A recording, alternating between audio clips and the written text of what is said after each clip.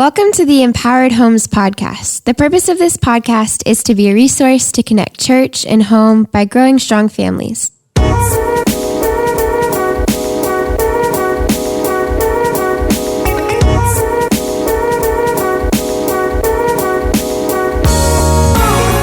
Hey, this is Bobby Cooley. Today on the show, we have two Erics, Eric Conley and Eric Friedmann.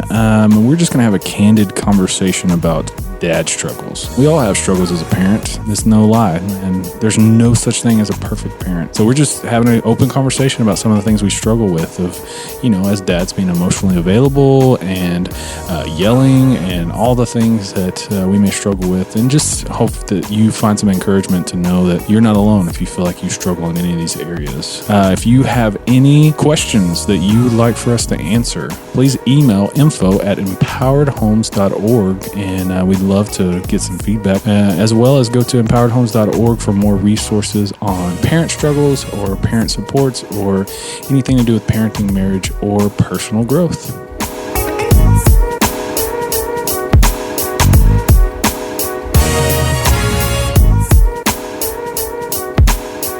So we'll start with Eric Friedmann. Eric, tell us a little bit about yourself and your kids and your family and all that stuff. Thanks, Bobby. I'm a podcast rookie. This is my first podcast, so appreciate you having me. I'm Eric Friedmann. I have 4 kids. Oldest is Nolan, and he is 7. And then we have Odell, who is 5. And then Maddox, who is 3. And our newest one, our only girl, is Harper, and she's about 1.5. And they keep me busy. They all have different things. Our youngest, is definitely our last one. Has been she's the strongest willed child we've ever had, and so it's been fun though. She's being our first and only girl. It's been really neat to experience that. So, but they're all great kids, and mostly because of their mom. But yeah, they keep us busy for sure. Yeah. What about their mom / your wife? Yeah, so she's currently in children's ministry, working in children's ministry. She's awesome. We met in college, and she's the most patient person I've ever met, and living with me, and I can be an exasperator, and so she's been great. She just loves the kids to death and cares so much for them, and has a heart for kids in general, particularly our kids, and so. She's quite a blessing. I wouldn't be able to do it without her for sure. So. That's awesome. All right. To the other Eric Conley. Tell us about you, your family.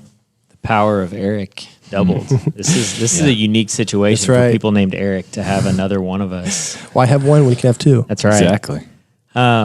Much like Eric Friedmann, I have a beautiful wife and 4 kids. The youngest of who is a girl.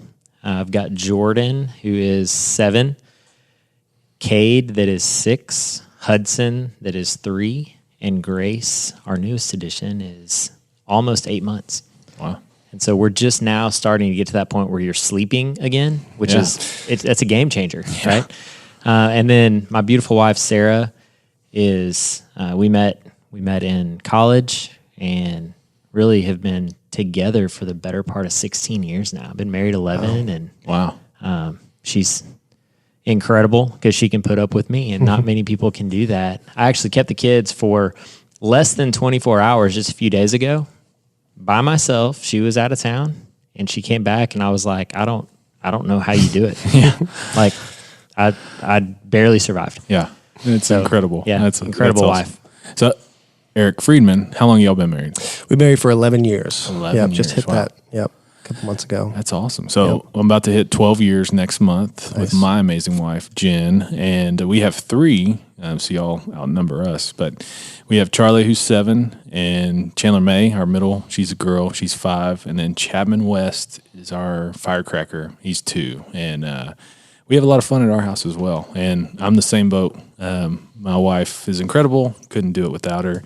And it's pretty awesome to have you guys as we're talking about these parenting struggles. The reality is, like, we all struggle as parents, and a lot of times we don't want to talk about it. We don't want to talk about falling short or failing, or if we do, we talk about how terrible we are. And so there's guilt and shame, and we don't want that either. And so I hope today we just kind of have a quick, honest conversation about some of our personal struggles, and we all have them, and kind of just go from there and see how we can use this to encourage others. So, Eric Conley, and share just one of your struggles that you would say for you as a dad. Yeah, and this is something that I probably struggle with in every area of my life to some extent, but I've noticed how it affects my kids is just being emotionally unavailable for them. I whatever preconceived notions I bring into being a man and being a dad, it's that you got to be strong, you got to look the part to be the part, even when that's not always true. And this, in a lot of ways, just over the last several years, has just shown up, and it's scary when you see parts of yourself that you don't really like start to come alive in your kids. Wow.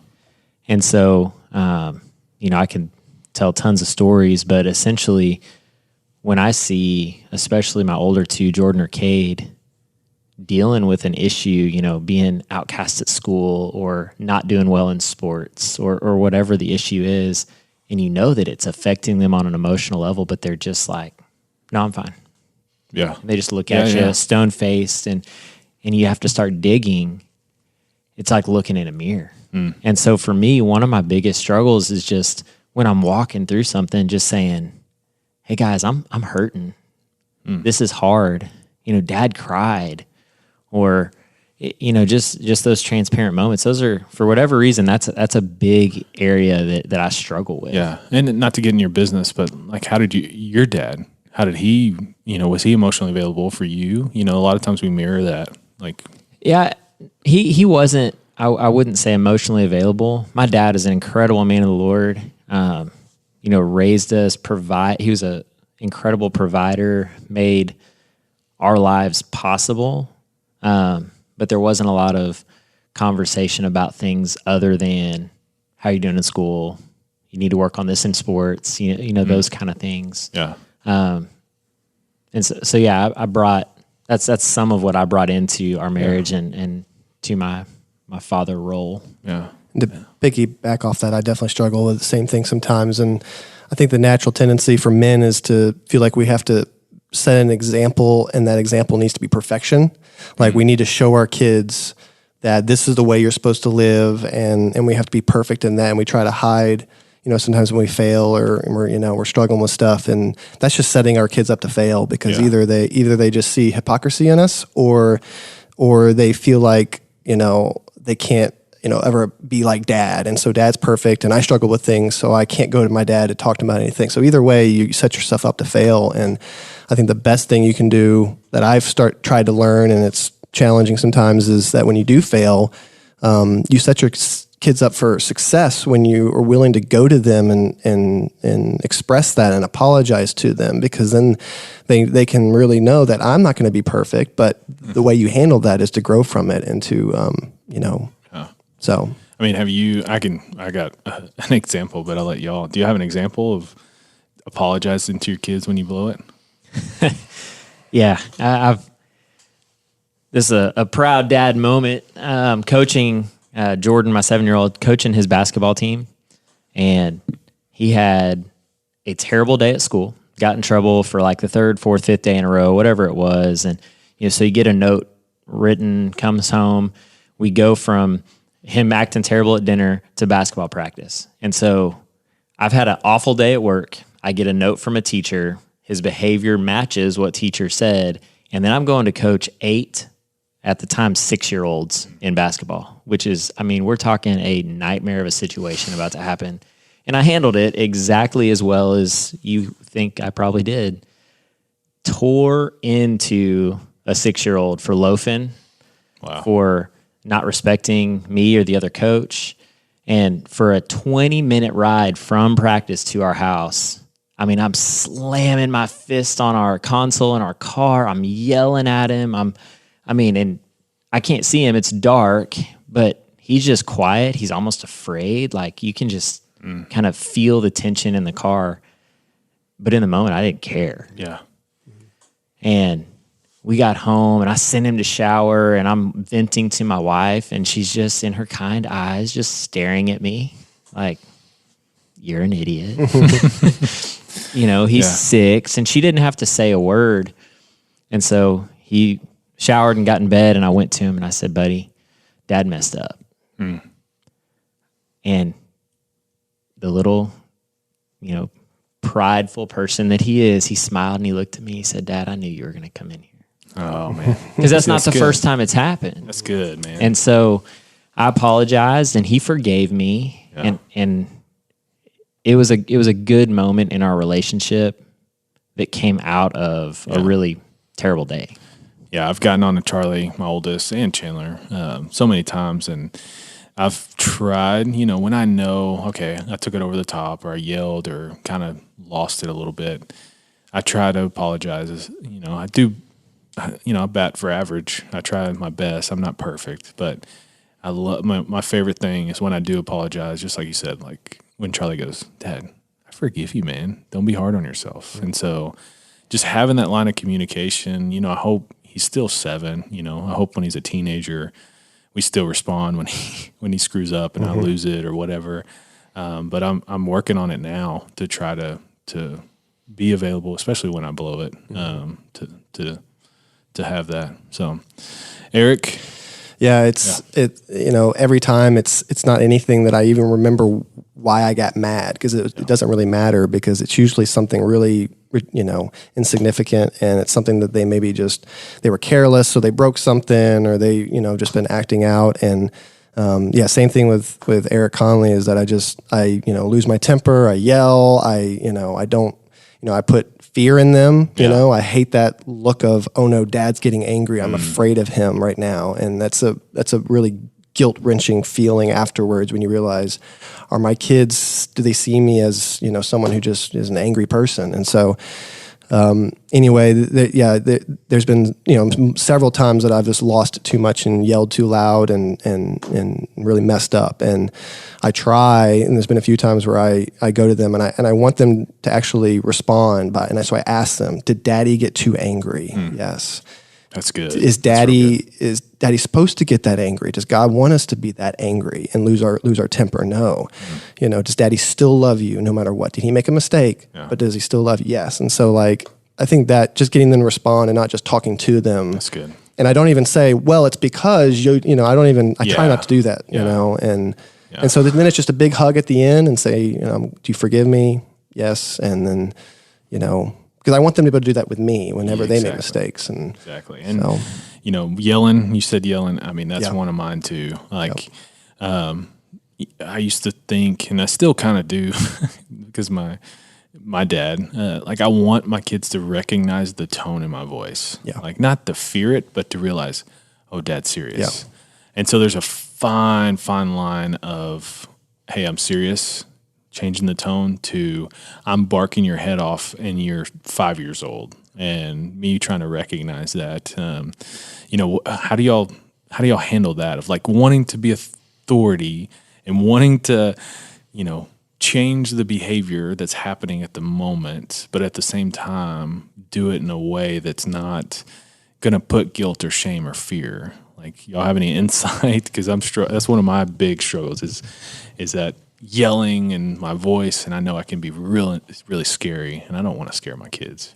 Yeah, I think you want it to be impactful, and so if your response in any little thing is the cadence and the tone that it goes to that, okay, you're in trouble level, then anytime they get in trouble, if they accidentally spill their cereal, or if they try to sneak out of the house, that's on the same level if you respond the same way. And so one thing that we've tried to do is, one, limit the yelling. Yeah. And Sarah and I have had talks about, we're both, we struggle with that because you get tired and that's easy. It's easy just to holler, right?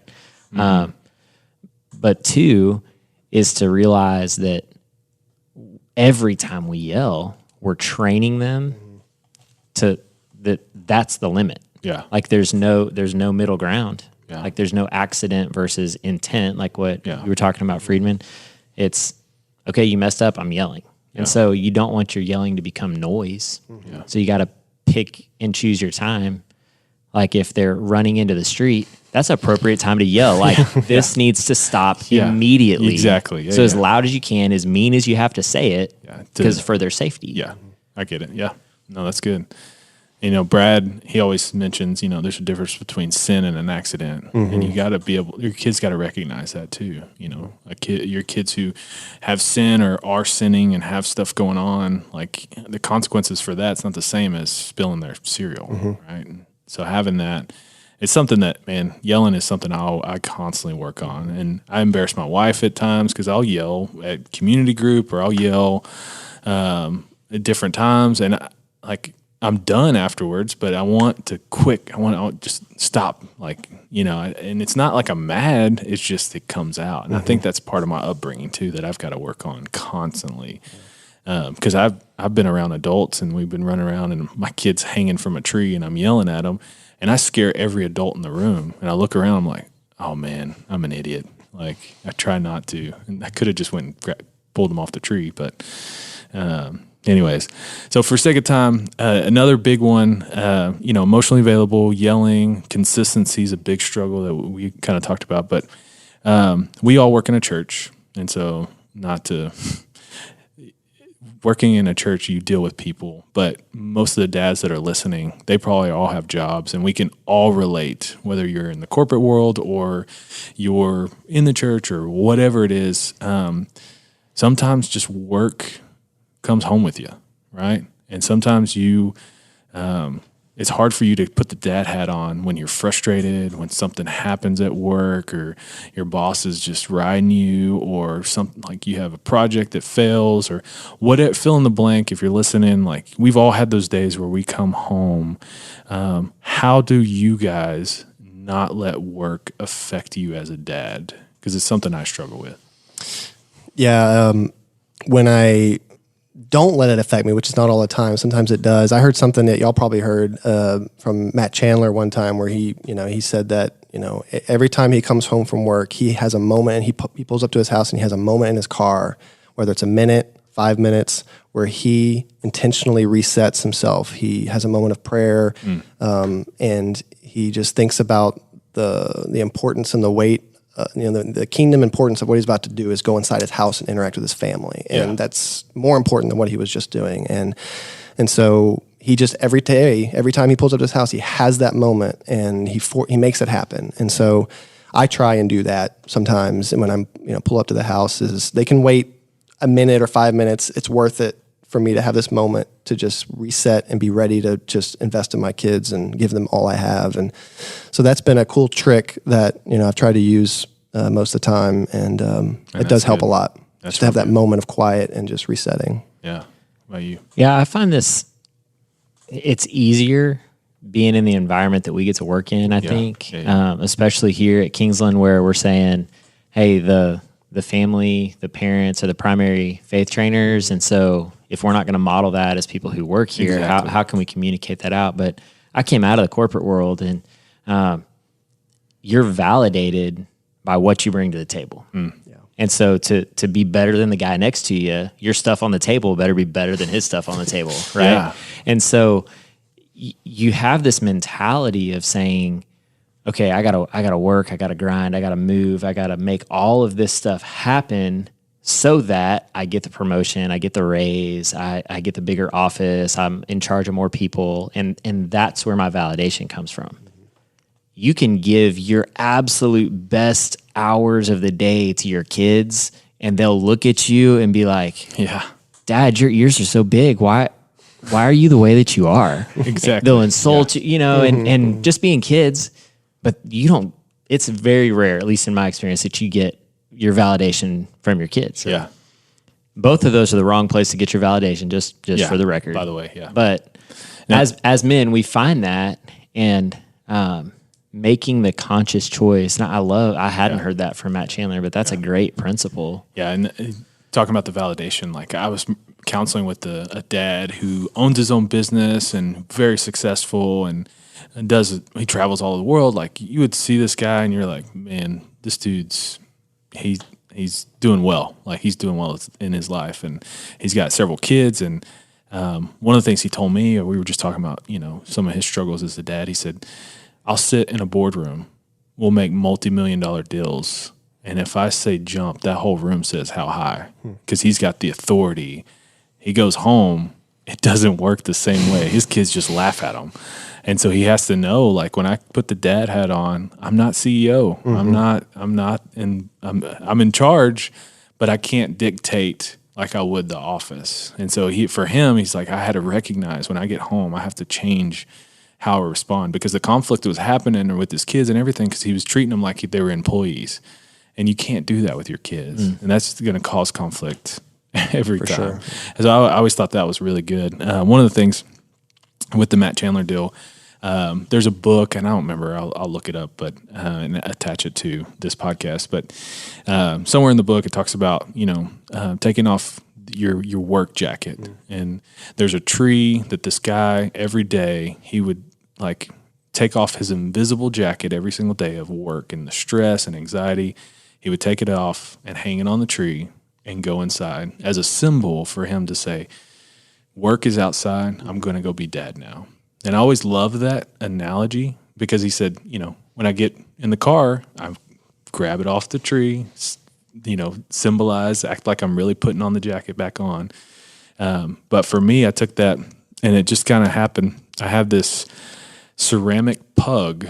It's like a doorstop. It sits by my back door, and it's been outside. We've had it for like 8 years. It was Jen's grandpa's. I don't know where we came. It's broken. The kids have knocked it over. But I have this dog. It's about, 24 inches tall, ceramic, ugly looking thing. And for me, when I have those hard days, I see that thing right by the back door, and I just rub its head like it's a real dog. And for me, that's that Matt Chandler reset time of, all right, work was hard. I'm going to rub this dog. I'm going to leave all this on this dog. I've cussed this dog. I've yelled at him. I've said, I'm leaving this here so I can go be a dad. And now, again, not perfect, but I vividly remember, and y'all can come by my house and you'll see this ugly dog by my back door. It's there still. And I use it not every day, because, we have good days, but those bad days, I try to just put my hand on it, release the day so that I can go and give my kids everything I have. And that's just one tip that I stole from a book a long time ago. Maybe I stole from Chandler. Maybe. But I don't know. Anyways, just want to encourage. You guys got anything else about struggles as we exit? I think the biggest thing that, I don't know where I picked this up, it's definitely not original to me, is that what I present to my kids should be the things that I want them to be. And transparency, honesty, integrity, those are high values in our household. Yeah. And if I'm not modeling those for my kids and giving them my best and being emotionally available and being consistent in their lives and loving them well and honoring their mom, and all of those things, how in the world could I expect that behavior to ever manifest itself in their lives? Yeah. And so that's an impossible standard that I fail at every day. But I've tried to start training my mind to think, how is this action, these words, this interaction with Sarah, how is this training my boys and now my baby girl to be a man or a woman after God when they're in their mid-30s? Yeah, that's good. It's real good. I can't top that. Yeah, we'll end on that. Well, guys, y'all are. I've seen you with your kids. Y'all are incredible dads. Appreciate y'all being on the podcast. If you're listening to this and you're going, man, I struggle too, and you want more information, empoweredhomes.org. We're going to have some articles and resources and stuff. But you can also ask us questions. info@empoweredhomes.org, and you can email that directly. Say, hey, I got a question about I struggle with blank. And we'll get back to you with that stuff. So, Eric's, thank you all for being on the podcast. Thanks for having us. Thanks for listening to the Empowered Homes podcast. For more content and information to connect church and home, please visit empoweredhomes.org.